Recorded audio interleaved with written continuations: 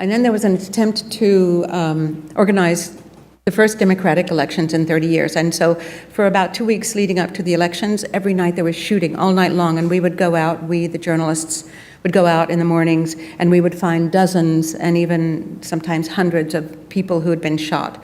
And this man had been shot and put in this little alcove along a well-traveled pathway in the slums to warn people that if you go to vote, this is your fate. And I have a good friend, Alex Webb, not to name drop, but we've almost been killed together, so it's kind of like my brother.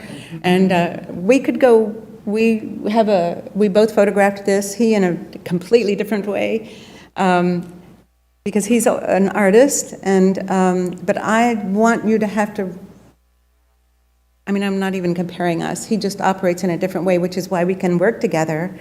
But I want you to have to look at it.